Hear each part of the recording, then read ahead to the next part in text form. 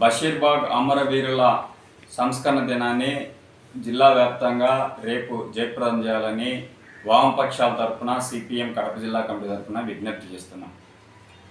2000 సంవత్సరం ఆగస్టు 28న ఆ రోజున్న ముఖ్యమంత్రి గారు, నేటి ముఖ్యమంత్రి గారు నారా చంద్రబాబు నాయుడు ఏదైతే ప్రపంచ బ్యాంకు షరతులు లోబడి ఆ రోజు పెంచిన విద్యుత్ ఛార్జీల వ్యతిరేకంగా ప్రజా ఉద్యమం నిర్వహించి దాదాపు 25,000 మంది వామపక్ష కార్యకర్తలు, కాంగ్రెస్ పార్టీ కార్యకర్తల మీద కేసులు పెట్టి పెద్ద ఎత్తున ఉద్యమం చేసి చెలో అసెంబ్లీకి పిలిపించడం జరిగింది.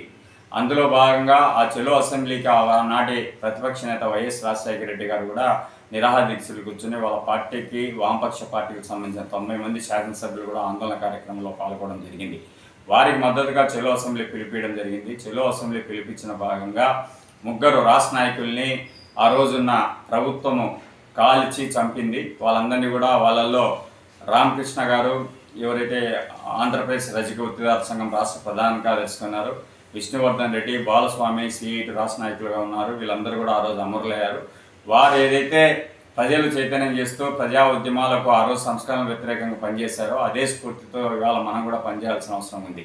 కానీ ఈ పాలకులు ఎవరు మారినా, ఎవరు వచ్చినా కూడా సంస్కరణలు వేగంగా అమలవుతున్నాయి. ఆ రోజు పెంచిన విద్యుత్ ఛార్జీలకు పెద్ద ఎత్తున ఉద్యమం చేస్తే ఈరోజు స్మార్ట్ మీటర్లకు వ్యతిరేకంగా రైతులు పనిచేయాల్సిన అవసరం ఉంది, గృహిణులు పనిచేయాల్సి ఉంది, గృహస్థులు పనిచేయాల్సిన అవసరం ఉంది, పారిశ్రామిక వ్యక్తులు కూడా పనిచేయాల్సిన అవసరం ఉంది.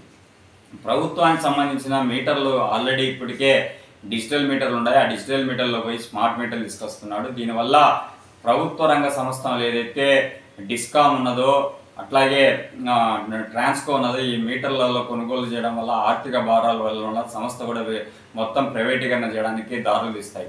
స్మార్ట్ మీటర్లు ఈరోజు 18,000 నుంచి 20,000, 30,000 వరకు ఇష్టం వచ్చినట్టు అదానికి బహుళజాత కంపెనీకి ఈరోజు అప్పచెప్పడం వల్ల స్మార్ట్ మీటర్లు అనేది ఇవాళ ప్రజలు ముందుగానే డబ్బు చెల్లించి కరెంటు కార్డు తీసుకొచ్చుకొని ఇంట్లో పెట్టుకొని వాడాలి.